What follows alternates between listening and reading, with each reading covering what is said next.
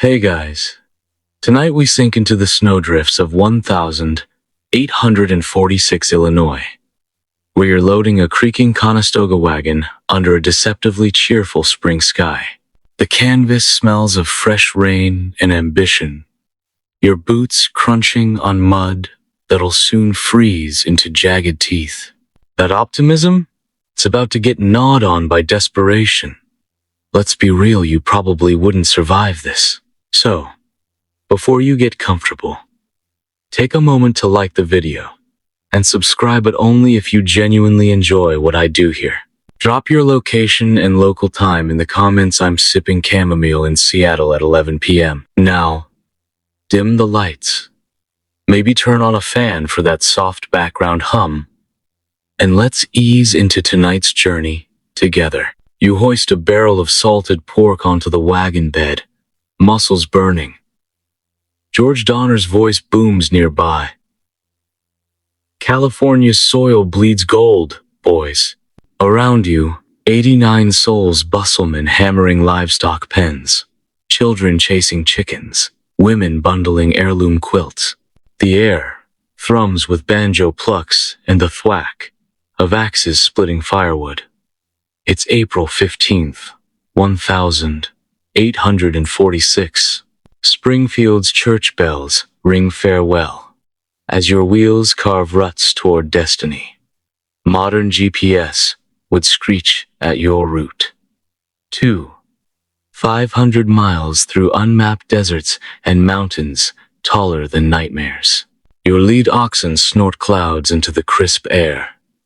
James Reed's custom luxury wagon, dubbed the Pioneer Palace Car, gleams with stoves, books, and a hot tub-sized whiskey barrel. Thud, a crate of china slips.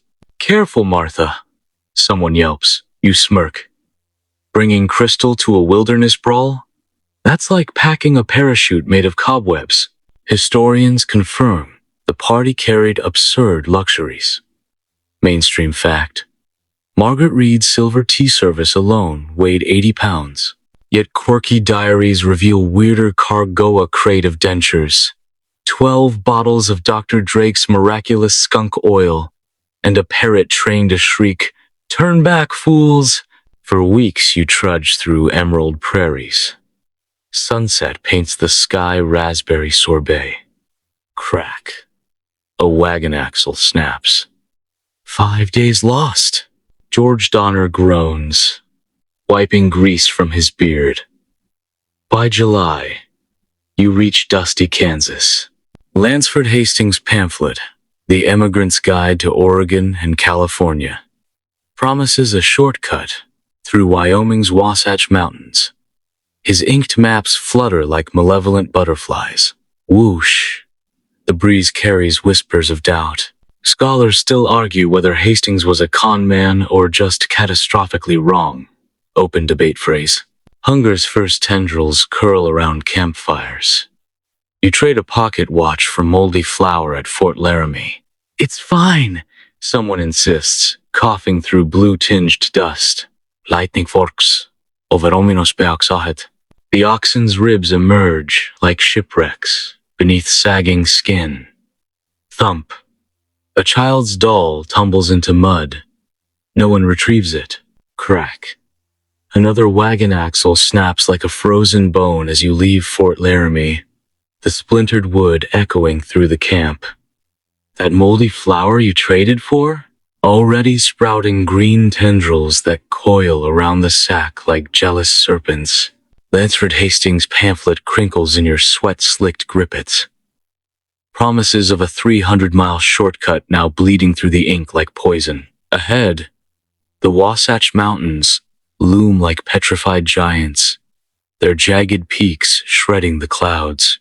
You watch a hawk circle lazily overhead. Must be nice, you think? Having options besides starve or become a cautionary tale. James Reed slams his fist on a map spread over a barrel. Hastings guarantees meadows wide enough for chariot races. His velvet coat looks absurdly out of place, like a peacock in a slaughterhouse. Voices rise, half the party wants the proven Oregon Trail. The rest thirst for California's mythic orchards. Thud. A crate of Dr. Drake's miraculous skunk oil tips over, releasing fumes that smell like Satan's armpit. Someone gags. See? Even the parrots fainted, mutters Patrick Breen, pointing at the motionless green heap in its cage. You join the shortcut seekers, 81 souls trailing Hastings' ghost. The trail vanishes after Fort Bridger, swallowed by snarling thickets. Axes bite into ancient pines. Whack, whack, whack. For every tree felled, 3 more seem to sprout thorns. Men's hands bleed onto axe handles. Women stitch torn skirts into bandages. Days blur into weeks of clearing just 1 mile per day. Mainstream history forgets the absurdity. You're essentially doing deforestation cosplay while hauling Margaret Reed's 80-pound silver teapot through a vertical jungle. At night, campfire shadows dance on exhausted faces. Charles Stanton coughs a wet, rattling sound.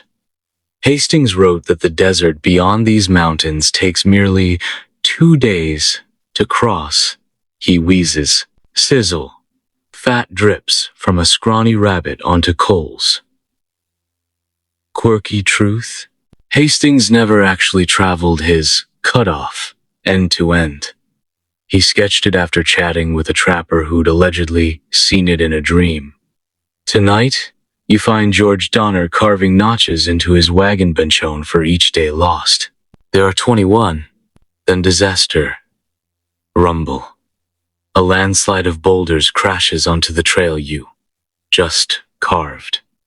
Children scream as dust clouds choke the canyon. William Eddy stares at the blockade. It'd take a battalion of giants to move those. Cue the scholars' debate.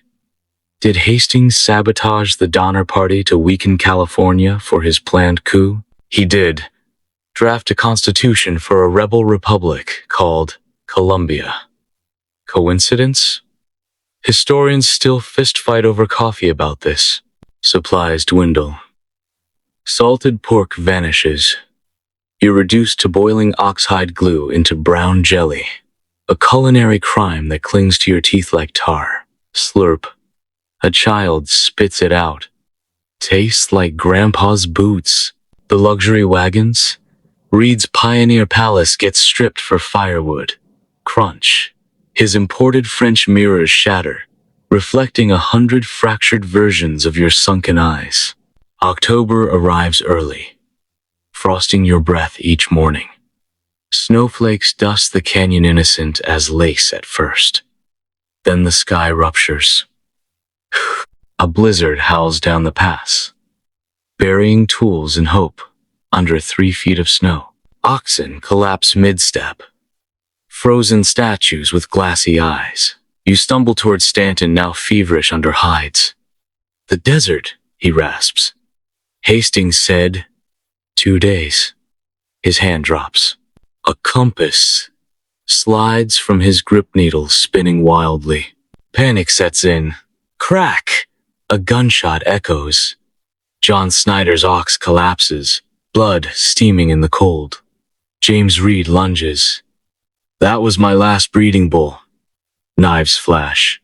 Shink. Reed's blade finds Snyder's shoulder. Women scream.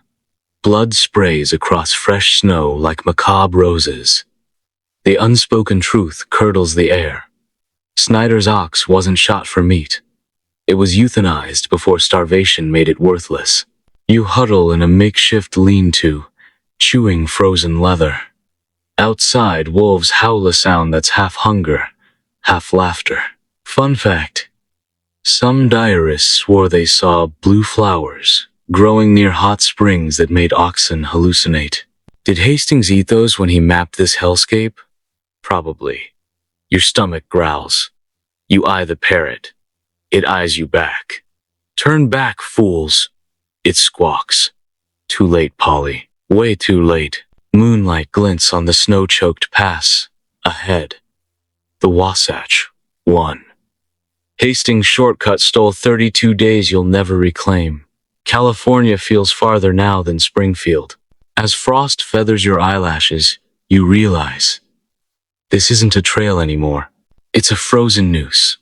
And winter's just tightening its grip. The Wasatch finally spits you out into Utah's blinding white expanse. Not snow this time, but salt. Crunch, crunch, crunch, underfoot.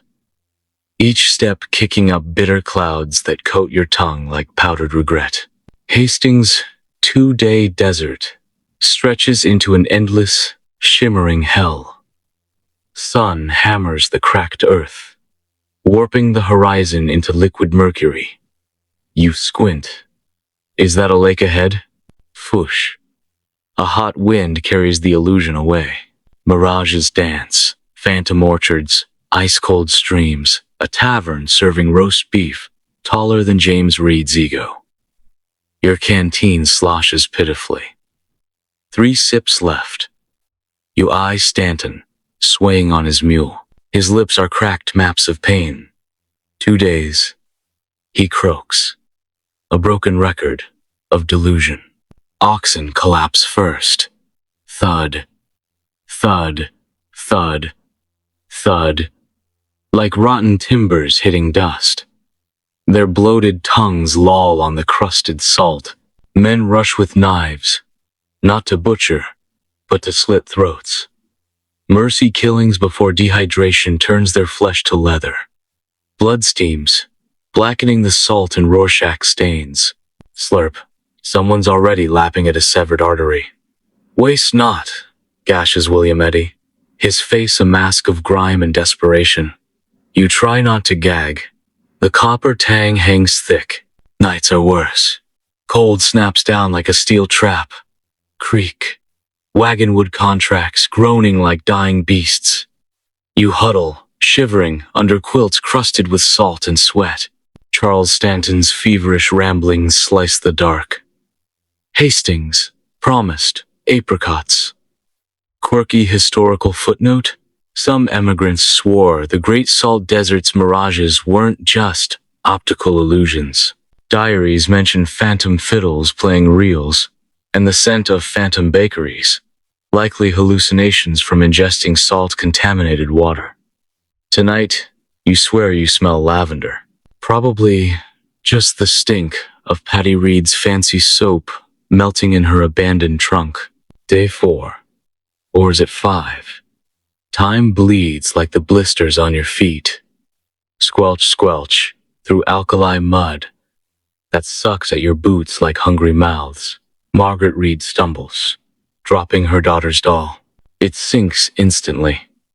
Leave it, James Foster barks. Virginia Reed, 8 years old, doesn't cry. Her eyes are old.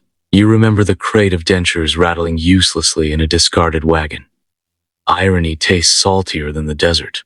Then, the Snyder Reed explosion. Scrack. Not wood this time. A whip. John Snyder's lash bites the flank of Reed's prized ox, struggling in the muck. Move, you bastard. Snooza snaz. James Reed erupts.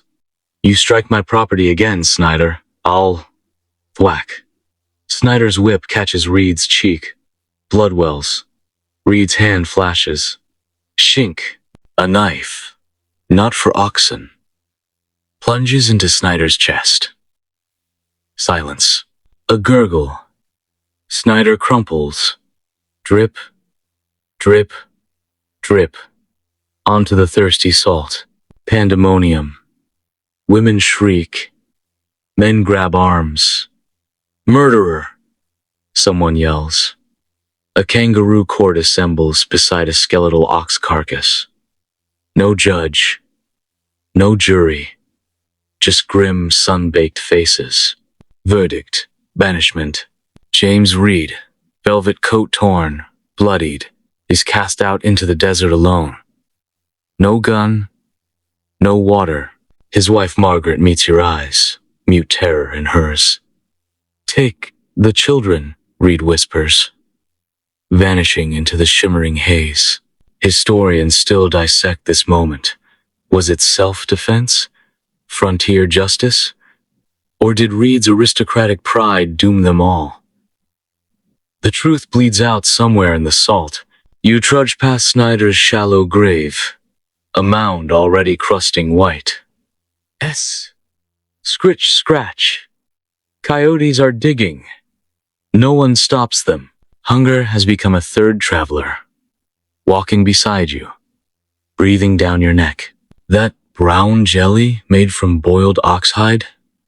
A luxury now. You scrape resin from wagon wheels, chew it like gum. It tastes of pine and despair. Patrick Breen finds a rattlesnake, a thwack. His shovel decapitates it. You fight others for scraps of stringy meat roasted over dung fires.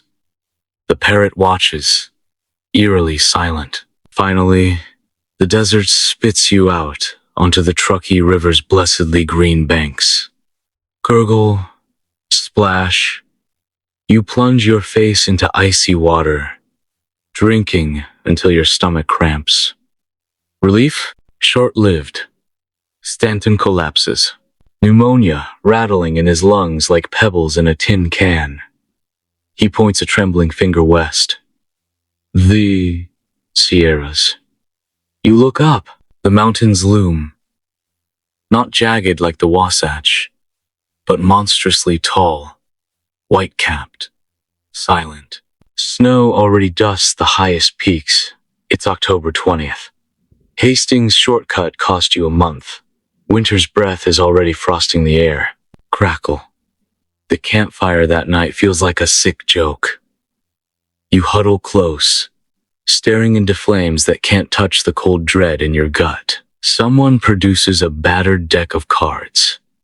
Fancy a game? No one laughs. The unspoken truth hangs heavier than the mountain above. The desert starved you. The Sierra will freeze you. And the only thing left to gamble with is each other. Outside the firelight, shadows move. Wolves or James Reed. Wandering. Snap. A twig breaks. Everyone flinches. The parrot finally speaks. Turn back, fools. Its laugh sounds disturbingly human. The Truckee River's chuckle feels like a taunt. Gurgle, splash. Cold water numbs your cracked lips. But the relief is a liar.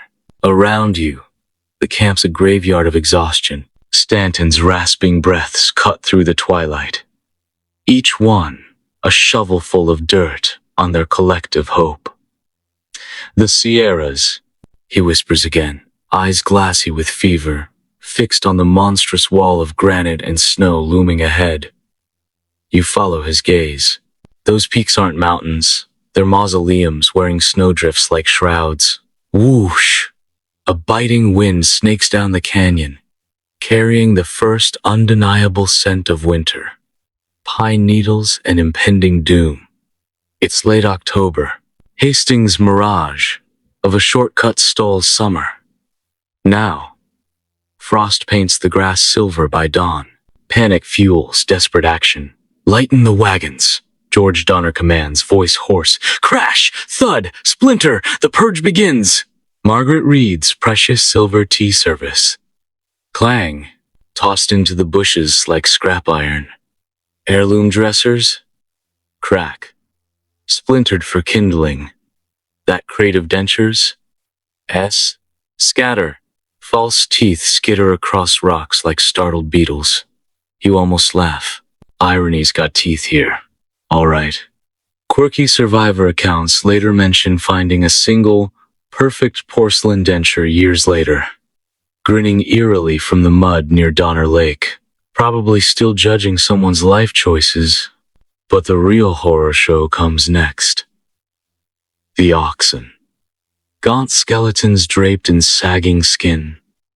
Ribs like prison bars. Eyes dull with suffering. They can't pull another pound. Slaughter them. Eddie states, no emotion left. It's not a suggestion. It's arithmetic. Meat versus mobility. Thwack. Thud. Crunch. The sounds are industrial. Axes bite into spines. Knives slit throats. Blood steams in the cold air, pooling crimson on the riverbank, swirling away downstream like lost chances. Children watch, silent, wide-eyed. You help string the carcasses up in trees, turning the forest into a butcher's grotesque gallery. The smell, iron, offal, and fear, clings to your clothes, your skin, your soul. Mainstream history records this moment as a grim necessity. Roughly 60 oxen butchered in 2 days. But the diaries whisper worse. William Foster, hollow-eyed, argues for killing the last few before they weaken further. "Bad meat's better than no meat," he snarls. Squelch. A liver hits the frozen ground.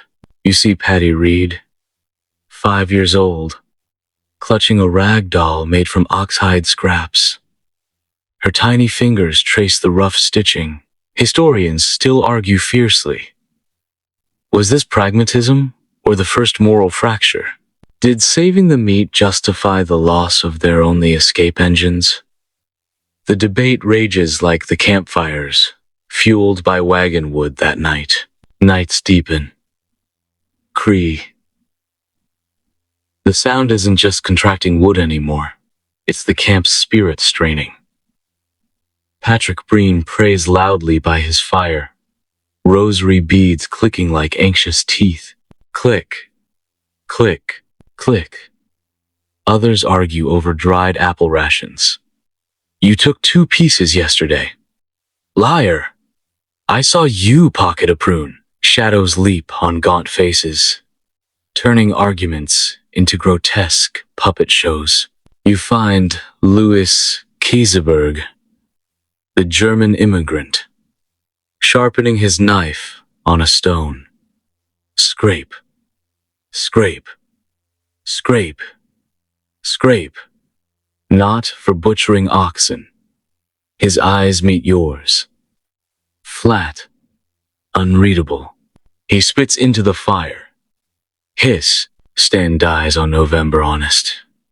Just stops breathing. One moment the wet rattle.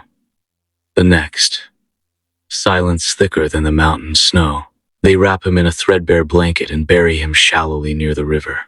Thump, thud, stones piled atop. No time for ceremony. His death crystallizes the terror. The mountains must be crossed now. A small group forms, the Snowshoe Party, later known by the grimly ironic name Forlorn Hope. 10 men, 5 women. They'll try to break through the snow on foot, reach Sutter's Fort in California, and send back help. They pack light, strips of dried ox meat, a few blankets, flint, guns, and desperation. You watch them leave at dawn, strapping makeshift snowshoes woven from willow branches and rawhide. Crunch, crunch, crunch. Their footsteps fade into the white silence, swallowed by the pines. A single crow caws, mocking. Back at the main camp, the wait is torture. Days blur. Snow flurries become persistent dustings, then thick, wet blankets. Swish, swish. It muffles sound, muffles hope. You chip ice from the river for water. You gnaw on gristly ox meat, boiled until it's tasteless leather. The Pioneer Palace is just a memory. It's carved wood feeding fires that barely dent the cold. That parrot? Found frozen stiff one morning, still perched in its cage. Turn back, fools. Its last words hanging in the frigid air like an epitaph. Too late, Polly. Way too damn late. November 12th. The sky doesn't just snow. It unloads. Woomph.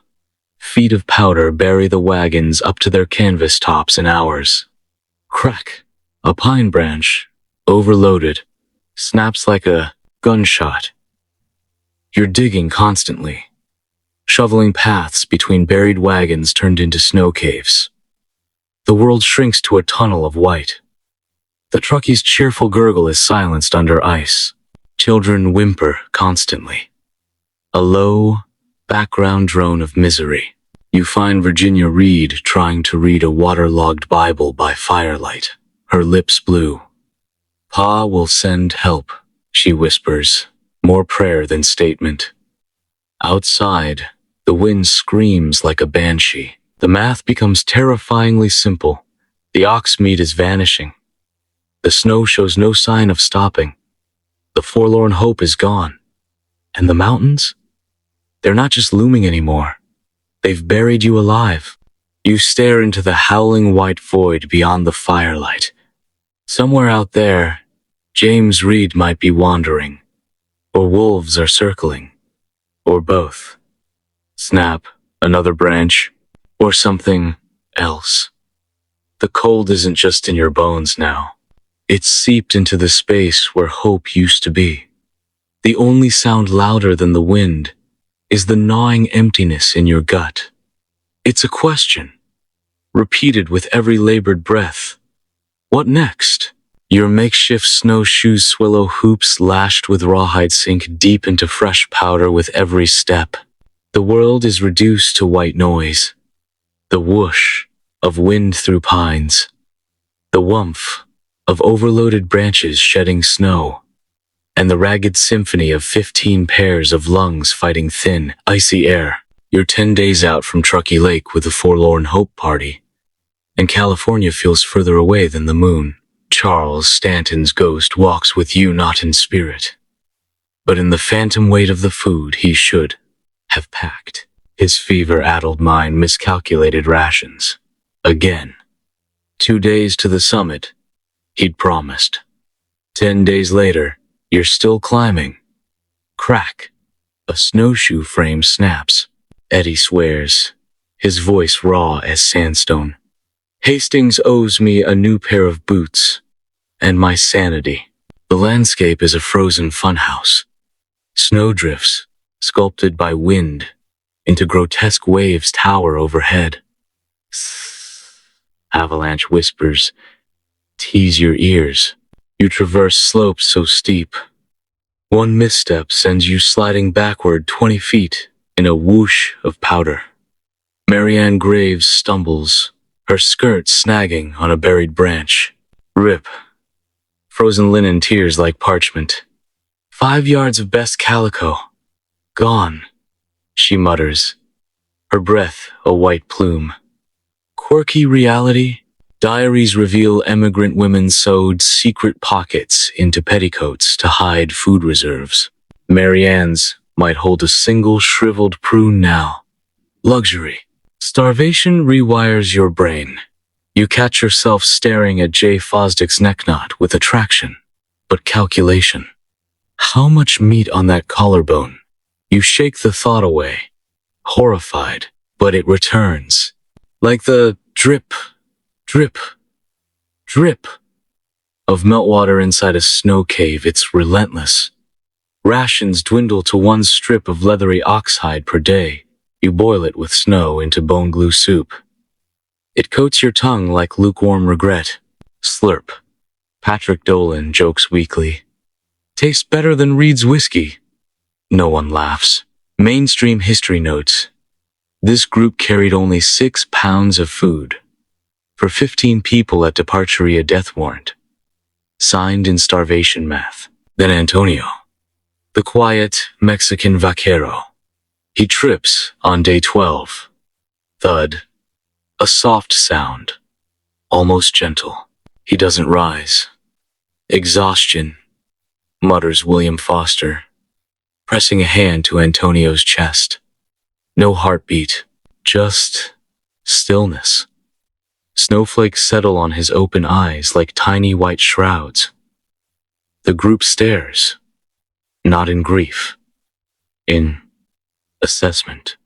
The unspoken question hangs frozen in the air. Do we bury him or borrow him? Night falls like a guillotine. Who Wolves serenade the corpse. You huddle in a snow pit dug with numb hands. A scrape. Scratch. The sound isn't pause. It's Eddie sharpening his knife. Moonlight glints on the blade. We're dying, he states, voice flat. Antonio's not using his body anymore. Silence. Deeper than the snow. Sarah Fosdick whimpers. Foster stands abruptly. Crunch. Crunch, crunch. He walks toward Antonio's body. Schlick, the first cut. A visceral sound-wet cloth tearing. Drip, drip. Blood blooms dark on snow. You turn away, retching bile the last thing in your stomach. Dawn reveals the horror. Antonio's remains are processed. Strips of flesh, drying near a pathetic fire.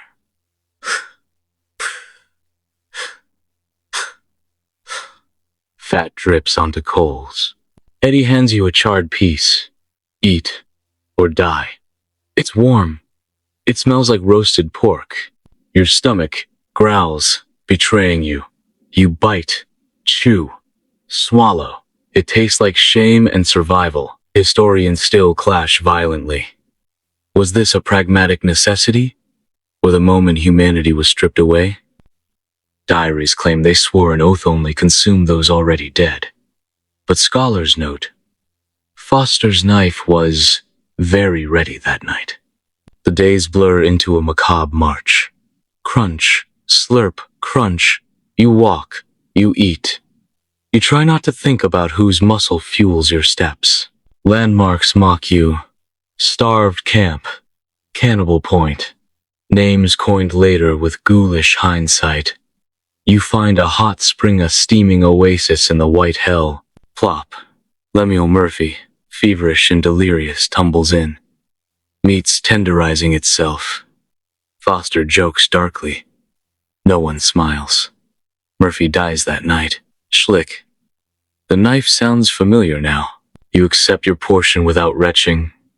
Progress or damnation? Hallucinations dance at the edges of your vision. Stanton reappears, pointing toward non-existent passes. Whoosh. Phantom wings beat overhead, giant California condors, you imagine, waiting for leftovers. Quirky fringe theory? Some modern researchers claim the Donner Party suffered from ergot poisoning, moldy rye flour causing convulsions and visions. Explains the lavender fields some swore they saw mid-blizzard. Tonight, you see a spectral Hastings waving from a ridge. Shortcuts just ahead, he calls. You throw a rock. It passes through him. Crack. It hits a real tree. Small victories. December 16th. A break in the snow reveals nothing. Just more white peaks. Jay Fosdick collapses. Leave me, he gasps. Sarah clings to him, sobbing. Foster eyes him, not with pity, with appraisal. Calculating the meat yield, you intervene. We carry him. It's madness. He's dead weight. But the line between carrying a man and carving him feels dangerously thin. You rig a travel off from branches. Drag. Scrape. Drag. Each pull burns your starved muscles. Fosdick dies at dusk. Sarah kisses his cold lips. Then she stands, walks to Foster, nods. Schlick. The sound is routine now. Miraculously, you descend. The snow thins, oak trees appear, skeletal but alive. Caw, a real crow this time. Hope flickers weak but undeniable. Then, disaster. A river. Raging. Ice-edged. Fed by snowmelt. Roar. You must cross. Eddie forges ahead, staff probing. Hey, slip! He plunges into the torrent. Gurgle! Splash! He surfaces, gasping, swept downstream. You scramble along the bank. Crack! A branch extended. He grabs it. Hauled out. Shivering violently. Thanks. He chatters. You almost say, waste not. Bite your tongue. 5 remain, Eddie, Foster. The 2 Marys, Graves and Donner. Sarah Fosdick. You. The others? Vanished. Dead. Eaten. The line blurs. You find hoofprints. Real ones. Thin smoke. A thin gray curl against the twilight sky. Sutter's Fort. You stumble toward it, legs buckling. A Miwok hunter steps from the trees, eyes wide at your skeletal blood-stained forms. Foster raises a trembling hand nodding greeting but clutching a grisly parcel wrapped in cloth. We need help, he croaks.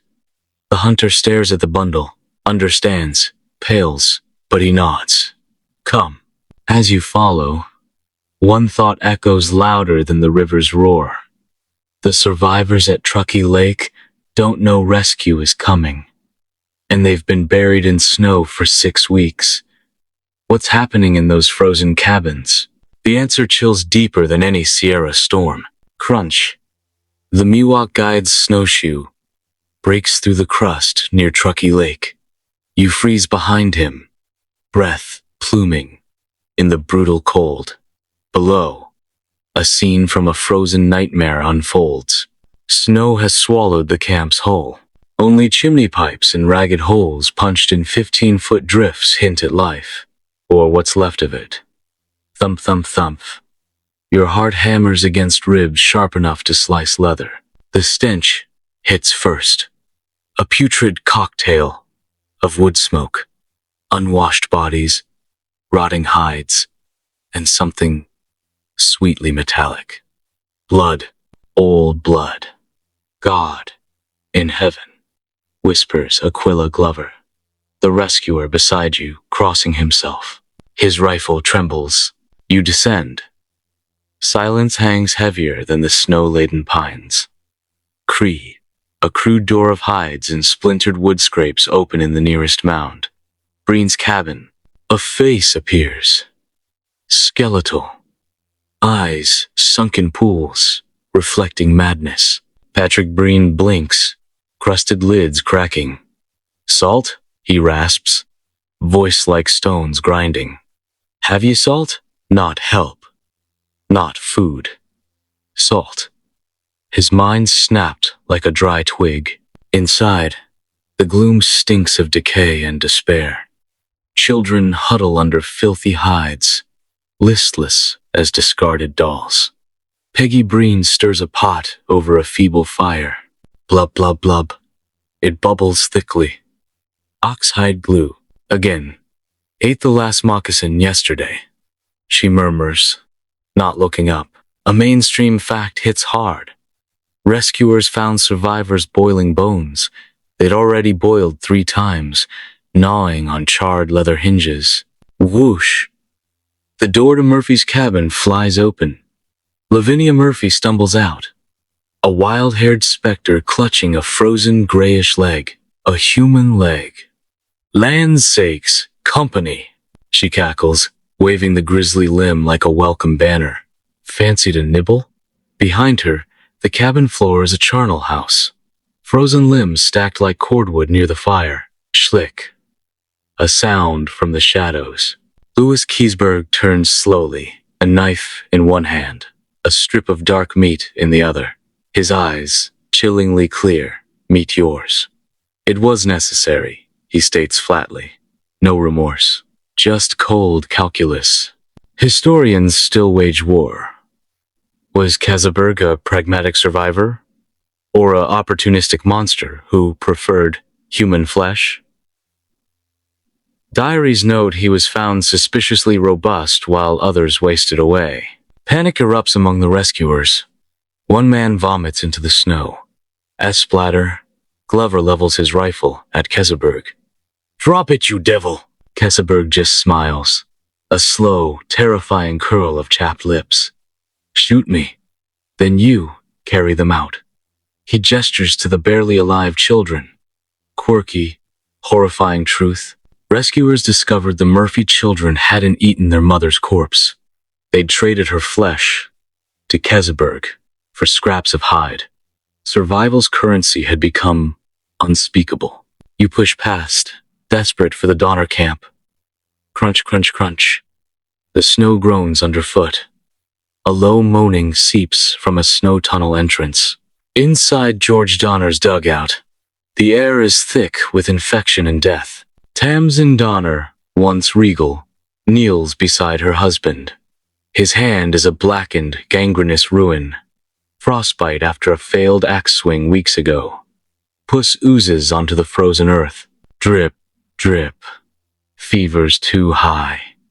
Tamsin whispers, wiping his brow with a bloody rag. He won't last the journey. Her eyes hold a terrifying resolve. She refuses to leave him. Outside, her daughters shiver. Frances, 5, holds baby Eliza close. Is Pa an angel yet? She whispers. Your throat closes. Glover makes the brutal call. We take who can walk. Now. Children are bundled in rags. Starved adults stagger upright, legs trembling like newborn colts. Crack. A branch snaps under the shifting weight of snow on the Graves cabin roof. Inside, Mary Graves helps her mother stand. Graves's feet are frozen black clubs. Leave me, she pleads. Take the babies. Mary shakes her head, tears freezing on her cheeks. We carry you. It's a death sentence disguised as loyalty. Rescuers exchange grim looks. They know the exodus begins. See. Crunch. Sob. Crunch. A line of wraiths stumbles through the white hell. You carry 3-year-old James Reed Jr. on your back. He weighs nothing, bones and hollows. Behind, Keseberg walks freely, his gaze lingering on the weakest stragglers, calculating at starved camp, the Forlorn Hope's first tragedy site. You find grim evidence, a scrap of calico dress frozen in blood-stained snow. Schlick. The memory of Foster's knife echoes. Patty Reed whimpers, burying her face in your frozen coat. Monsters here? Suddenly. Shrack. Shrack. Gunshots rip the silence. Up ahead. Glover signals frantically. Eddie! It's William Eddy from the Forlorn Hope, leading a second rescue party. He looks like death's gaunt horseman, but his eyes burn with fierce purpose. Reed's behind us, he shouts hoarsely. Pushing through with more men. James Reed, alive. Hope, sharp and painful, stabs through the despair. But Eddie's face darkens as he surveys the skeletal children. The snow, deeper west. Reed's group. Eddie's gunshots still echo in your skull, swallowed instantly by the howling wind that now rips across the frozen lake. Whoosh. Snow stings your face like shards of glass. The brief flicker of hope Eddie ignited. James Reed is coming, gutters against the blizzard's fury. Aquila Glover grabs your arm, his face a mask of ice and dread. Move! Now! To the Graves cabin! He bellows over the shrieking gale. The exodus becomes a nightmare stagger. Crunch. Stumble. Sob. Crunch. You clutch little James Reed Jr., his tiny body shuddering against yours. Behind, Mrs. Graves screams as rescuers half drag, half carry her frozen feet over the jagged snow crust. Scrape thud. A sickening sound. A whimper, cut short. Inside the Graves snow cave cabin, chaos reigns. Meltwater drips from the low dirt roof onto the fire, filling the cramped space with acrid steam. Lavinia Murphy huddles in a corner, rocking, clutching that same grayish limb like a security blanket. Storm's a-brewin', she croons to it. We'll need extra salt. Louis Keseberg stands near the doorway, silhouetted against the raging white outside, watching the stragglers arrive. His gaze lingers on Mrs. Graves, now slumped unconscious, her blackened feet wrapped in bloody rags. Calculating the yield, you shift, blocking his view. His lips twitch, almost a smile. Glover slams the makeshift hide door shut. Thud. We're pinned, he snarls, wiping ice from his beard. Eddie says Reed's group is maybe a day behind, but this blizzard... He doesn't finish. The wind screeches like a banshee, shaking the walls. Snow sifts through the roof cracks, dusting everyone like morbid sugar. Patty Reed starts coughing. A deep, wet rattle that echoes Stanton's death knell. Margaret Reed pulls her close, humming a shaky lullaby. Her eyes meet yours. The unspoken terror hangs thick. Will James even find us now? The storm rages for 3 days. 3 days buried alive. Rations vanish. Hope curdles. You boil the last strips of ox-hide glue. Blub, blub, blub. The smell is nauseating. Burnt hair and despair. Slurp. You force it down. It tastes like failure. Quirky, heartbreaking fact. Patty Reed, hidden deep in her ragged dress, produced a tiny wax paper bundle during the storm. A single piece of gingerbread saved from Springfield. She broke it into crumbs, sharing it secretly with the other children. "Ma's special," she whispered. "A speck of sweetness in a world gone sour." Keseberg moves. Scrape, scrape. He's sharpening his knife again on a hearthstone. The sound scrapes raw nerves. "Murphy's gone stiff," he announces casually, nodding towards Lavinia's corner. She sits rigid, eyes wide and unseeing, the frozen limb still clutched to her chest. Dead. Frozen. Silence. Then William Foster stands. "Waste not." He echoes his own grim motto from the Forlorn Hope. He walks toward Lavinia. Schlick.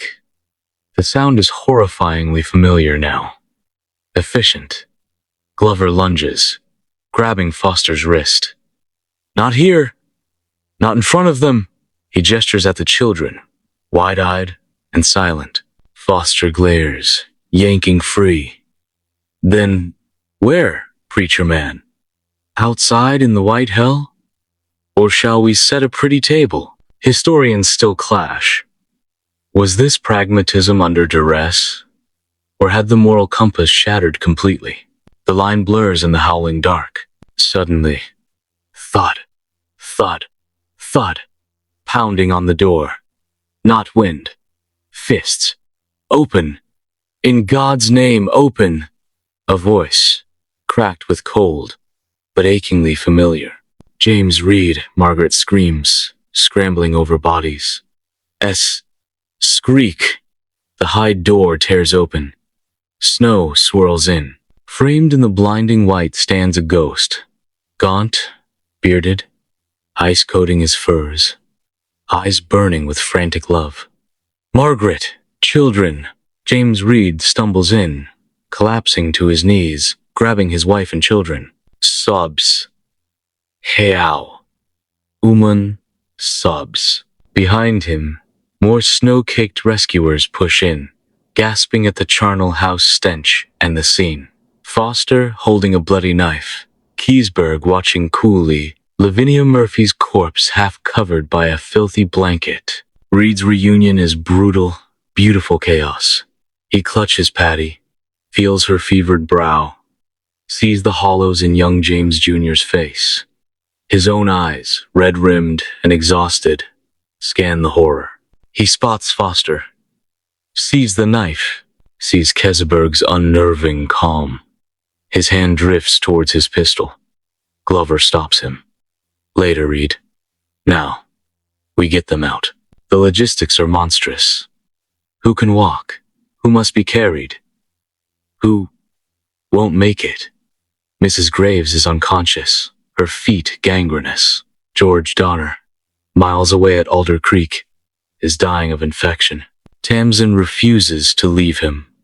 "Take my girls," she pleads with Reed, pressing Francis and Eliza toward him. Her eyes are dry, fierce. Save them. I stay. Reed tries reason, then please. Tamsin is granite. A mainstream fact underscores her sacrifice. Tamsin Donner was healthy and could have survived. She chose death to stay with her husband. Historians still debate if it was love, duty, or despair. Kesselberg approaches Reed. I will stay. Help Tamsin. Guard the provisions. His voice is smooth oil on frozen water. Reed stares him down. Knows what provisions means. Knows Kesselberg's strength is unnatural. Scholars still whisper. Did Keseberg engineer his isolation to feast unhindered? Reed's jaw clenches. He needs carriers. He needs strength. He needs monsters. Fine. Reed spits, the word tasting like ash. Guard them well, Keseberg. The escape begins at dawn. A crunch, whimper, crunch, a ragged column forms. Reed carries Patty, you carry James Jr. Margaret, leaning heavily on Glover, stumbles through snow up to her waist. Twumph! She disappears into a drift. Hauled out, gasping. Behind, Foster and another rescuer drag Mrs. Graves on a hide sled. Her moans are barely human. Schlick. The sound isn't a knife now. It's the sled runners. On ice, just as chilling. You glance back once. The Graves' cabin doorway. Keseberg stands there, watching you leave. Not waving. Not helping. Just watching. Like a spider pleased with the flies fleeing its web. His figure shrinks against the vast white, then vanishes as snow swirls again. Whoosh! The wind carries a new sound now. Distant. Rhythmic. Chop, chop, chop axes at the Donner camp? Or Keseberg, already starting his grim work? The sound follows you down the mountain, a chilling counterpoint to the ragged breathing of the living. Rescue is here, but the nightmare isn't over. It's just changing shape. The rhythm of escape is a broken metronome. Snow gives way to slush, then to mud the color of old bruises. You shift James Reed Jr. on your back, a bundle of fragile bones wrapped in rags. His breath is shallow, hot against your neck. Behind you, the schlick scrape of Mrs. Graves' sled through half-frozen muck is a grim percussion. The rhythmic chop, chop, chop echoing from the distant mountains has finally faded, swallowed by the dripping pines. Or maybe you've just gone deaf to everything but the ragged gasps of the living and the dying. Ahead, James Reed stumbles.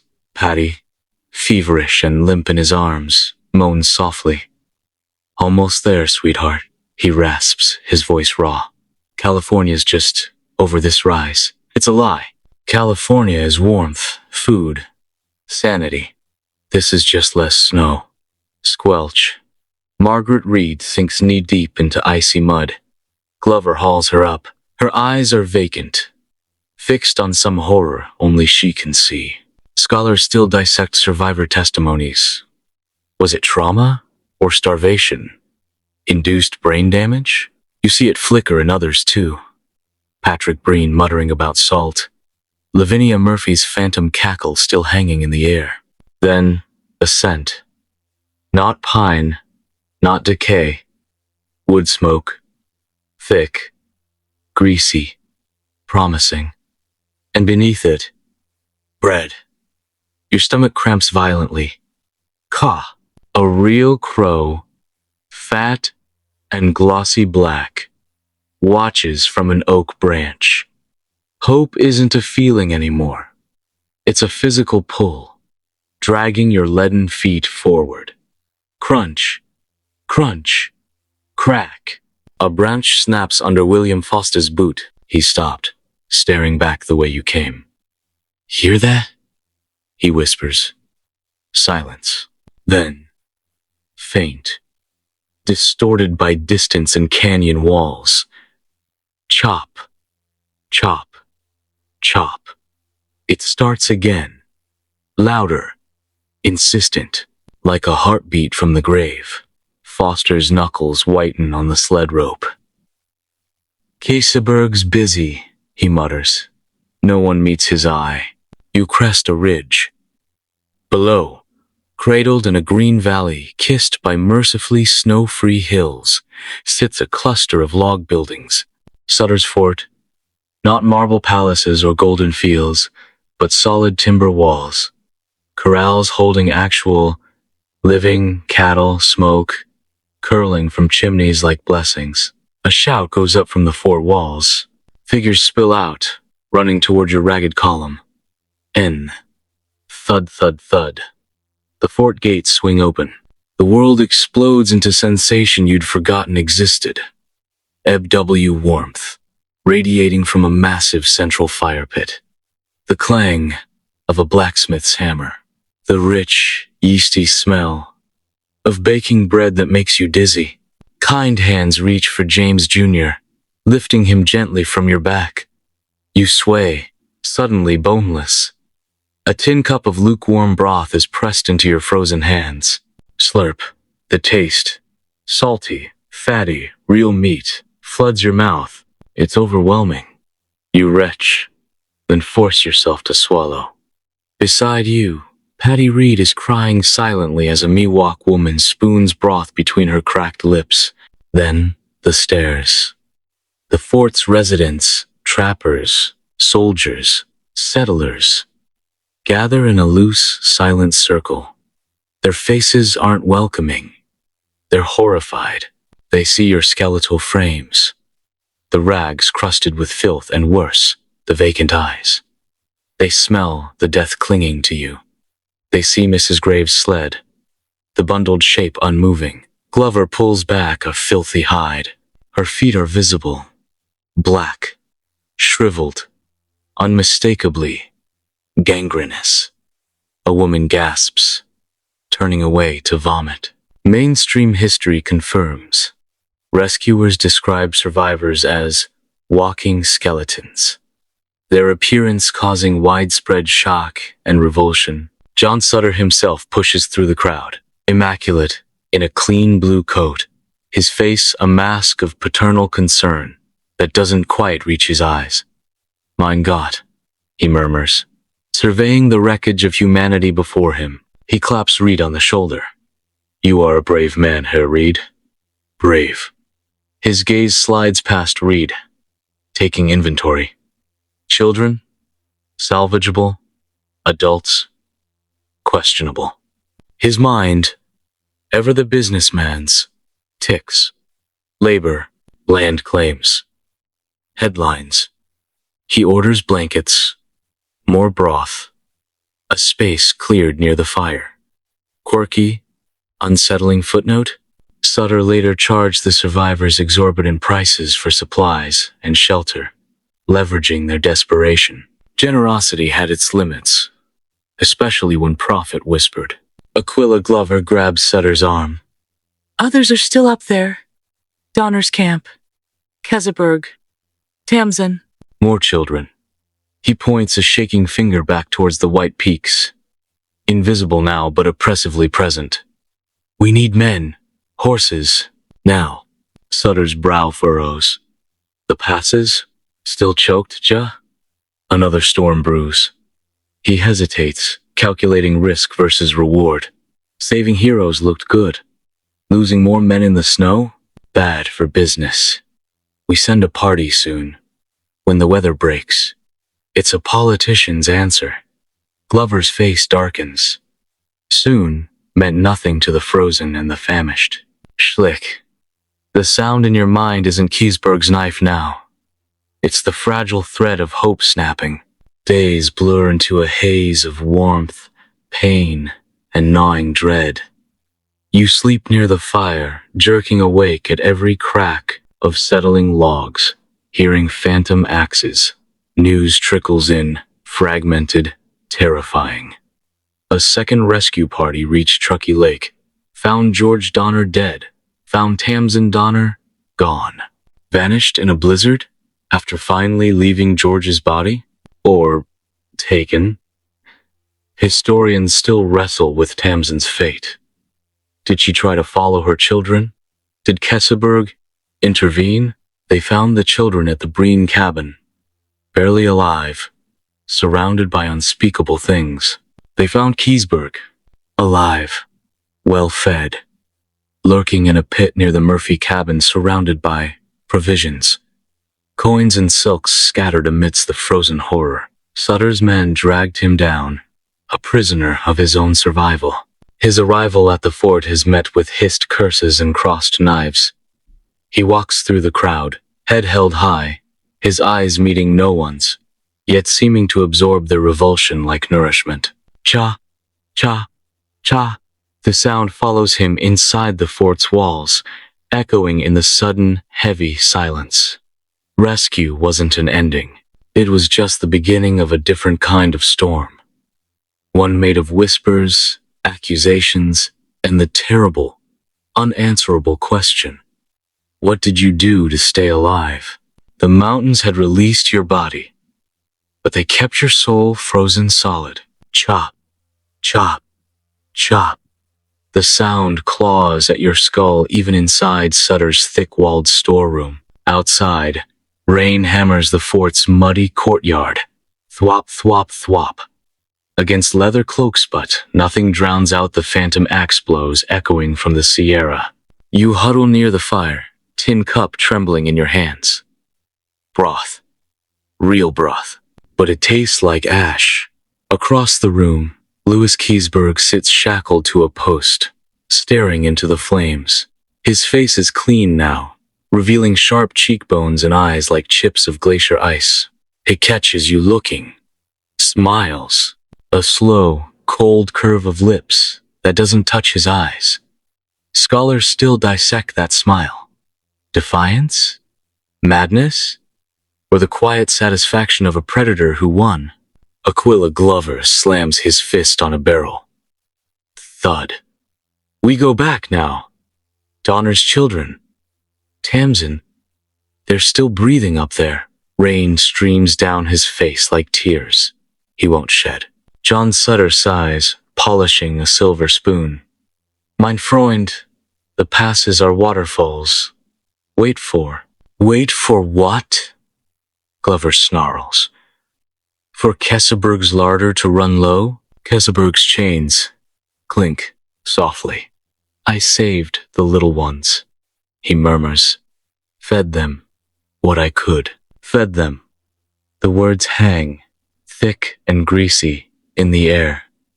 You remember the Murphy children's hollow eyes, trading their mother's flesh for scraps.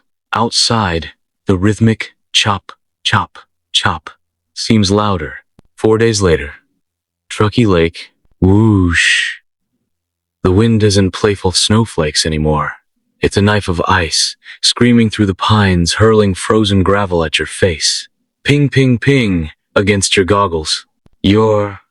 With Glover's second rescue, Part 8 men waist deep in rotting spring snowpack. Crunch, squelch, crunch. Every step is agony. The grave's cabin is a collapsed tomb, half melted. A child's mitten lies frozen in gray slush. Thwop, thwop, thwop. Canvas shreds on a broken wagon tongue flap, like a distress signal no one sees. Thino whimper. Faint. Human. You follow Glover toward the Breen shelter, reeking hole dug into a hillside. Scrape. He pulls aside a stiff oxhide door. The smell hits putrid meat, unwashed sickness, and beneath it, the sweet rot stench of gangrene. Inside, shadows move. Small, skeletal shapes huddled under filthy robes. Patrick Breen Jr., age 14, crawls forward. Eyes huge in a skull-like face. Salt? He rasps, holding out a trembling hand. Pa said. Salt preserves. Behind him, his siblings stare silent, sunken-eyed dolls. One clutches a small, smooth objecta, human knucklebone, polished by tiny, desperate fingers. Quirky, heartbreaking archaeology.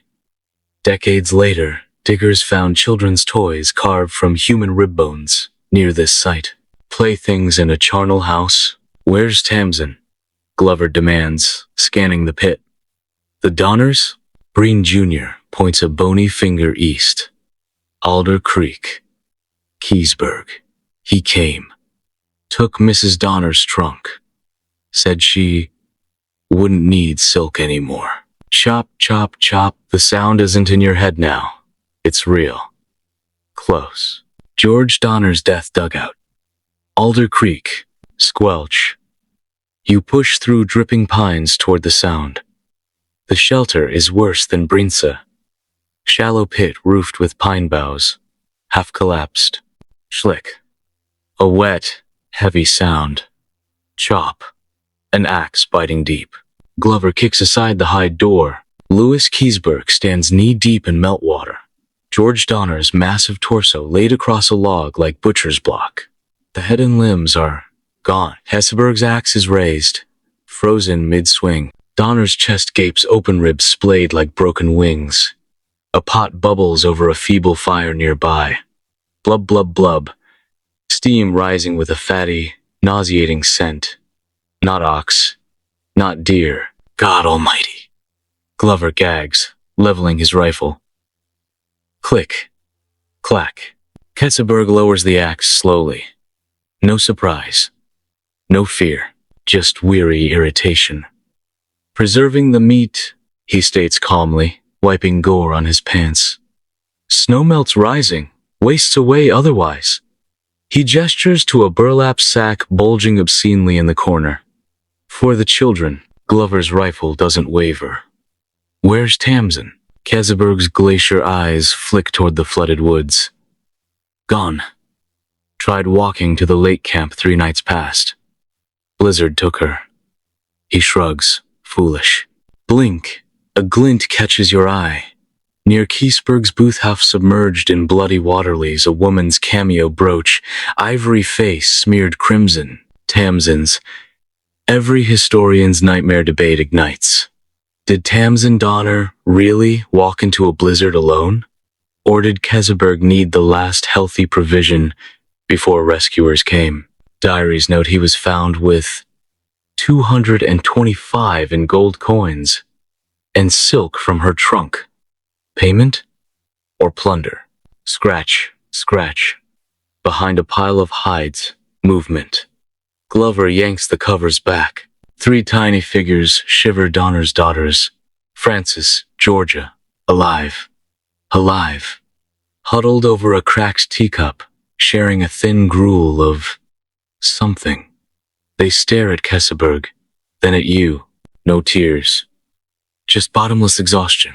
Frances, age 6, points a tiny finger at the bubbling pot. Uncle Louis makes soup, she whispers. Papa's in it. Glover vomits into the slush. Splash. Keseberg sighs, as if annoyed by the mess.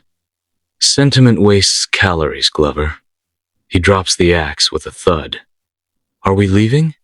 These brats slow us down. The shackles bite deep into Keysburg's wrists on the march back. He walks head high, the sack of preserved meat slung over his shoulder. Drip, drip, leaving dark spots on the thawing snow. Behind him, Glover carries Frances, her face buried in his coat. The rhythmic chop, chop, chop is gone, replaced by the crunch of rescuers' steps, the drip of Keysburg's burden, and the deafening silence of 3 children who've seen Hell's Kitchen. Rescue tasted like broth at Sutter's Fort. Now it tastes like copper and salt. And the question follows you down the mountain, louder than any axe. What does survival cost? And who pays the bill? Rainwater leaks through Sutter's Fort's roof, splashing into tin pans placed like desperate sentinels around the crowded barracks. The sound mocks the drip, drip of Keseberg's sack thawing in the corner, a dark stain spreading on the packed earth floor. You huddle near the fire, a coarse wool blanket scratching your neck, but no warmth touches the ice in your bones.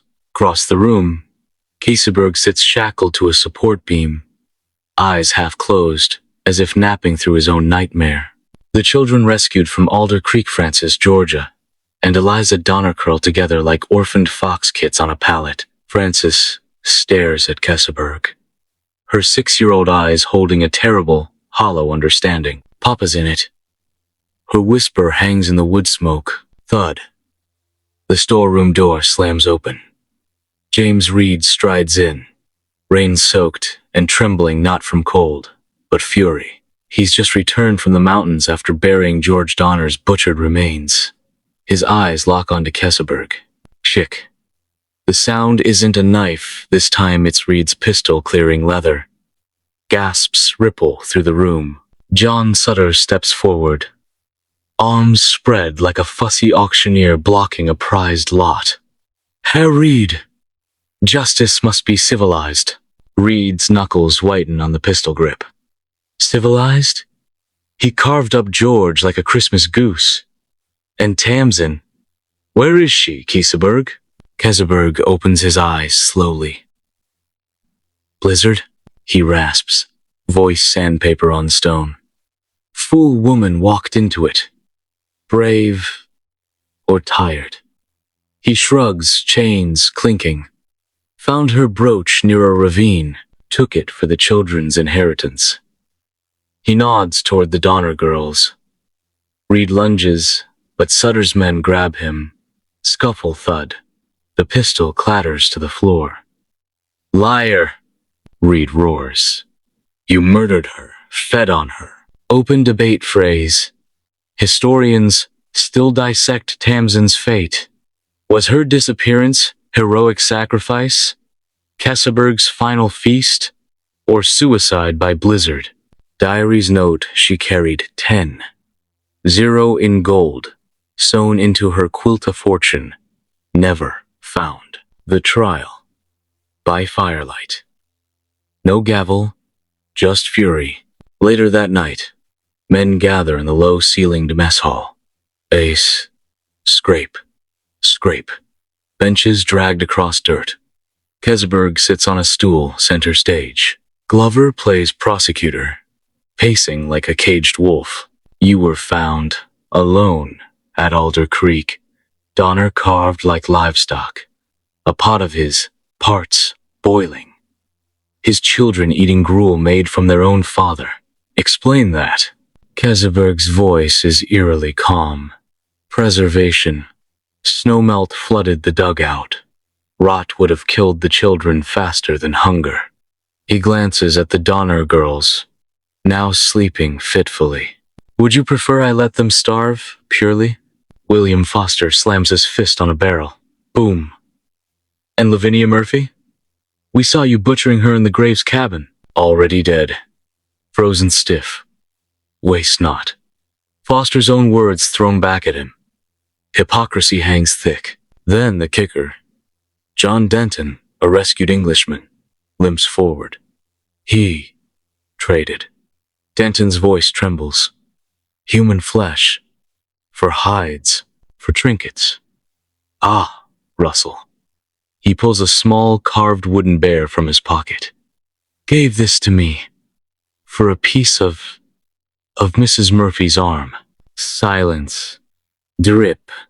Drip. Drip. From the leaky roof. Blub, blub, blub. The communal stew pot bubbles. Suddenly nauseating. Keseberg doesn't deny it. Calories are currency in the white hell. I manage the assets. His eyes drift to Sutter. Assets. The word chills deeper than Sierra snow. Sutter shifts uncomfortably. He knows Keseberg arrived with Donner gold coins and silk salvage he'd planned to tax. Quirky fringe fact. Decades later, a Sacramento barber claimed Keseberg paid for haircuts with strangely antique gold coins bearing 1,846 mint marks. Reed stands, holding up Tamsin's blood-smeared cameo brooch. And this? Found in your boot. Keseberg sighs. Souvenir. Tragic beauty, wasn't she? A muscle twitches near his eye. First flicker of something human? Or predator playing victim? No verdict is declared. No judge presides, but the verdict is etched on every face. Monster? Sutter orders Keseberg moved to the root cellar for his own safety. Shackles replaced with leg irons bolted to the wall. Clank. Clank. The sound follows you to sleep. Survivor's burden. Ghosts in sunlight. Days bleed into weeks. Spring finally wrestles winter to the ground. Green dares to show on distant hills. But inside the fort's walls, winter lingers. Children flinch at sudden noises. Crack. A dropped log makes little Patty Reed scream, diving under a table. Axe, axe, she whimpers. Margaret Reed holds her, humming fragments of hymns, her own eyes shadowed. Patrick Breen Jr. wanders the courtyard, muttering about salt. He tries to preserve bread crusts in a tin cup of tears. Scholars debate. Was it PTSD or permanent starvation? Induced brain damage? William Eddy sits alone, whittling. Not toys, sharp stakes. For wolves, he tells you, your snowshoes sink into powder softer than ash. The Sierra's breath a low whoosh through ancient pines. Below, Truckee Lake sleeps under icy a mirror, frozen mid-scream. You stand where the Breen cabin once huddled, where Keseberg's axe thudded, where Tamsin's cameo brooch vanished into crimson slush. Moonlight bleaches the snow blue. No whispers, no ghosts, just the mountain's immense, indifferent silence. History books will dissect this tragedy for centuries. They'll argue cut marks on bones animal scavengers or human desperation. They'll debate Hastings' motives, Reed's pride, Keseberg's soul. Forensic anthropologists still whisper over fractured femurs found near Alder Creek in 2010. Were these tool marks? The answer drifts like snow, forever shifting. But tonight, let the mountain speak. Feel the cold air kiss your cheeks. Hear the creak of a distant pine bough bending under its icy burden. That rhythmic thump, thump, thump, thump. Just your own heartbeat, a stubborn drum against the void. Survivors carried this silence too. Virginia Reed, who buried her doll in desert salt, grew up to write. We were the Donner Party, yet we were not monsters. We were you. A gust swirls snow devils near the lake's center. Swish. Swirl. For a second, shapes flicker oxen, wagons, children chasing phantom chickens, then gone. The past refuses to be pinned like a butterfly in a display case. It breathes here, in the way frost feathers your window pane, in the creak of old floorboards on a winter night, in the quiet terror of a power outage when the groceries run low.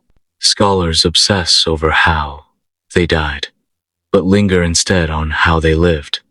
Patty Reed's hidden gingerbread, shared in a blizzard. Stanton's delirious faith in Hastings' mirage.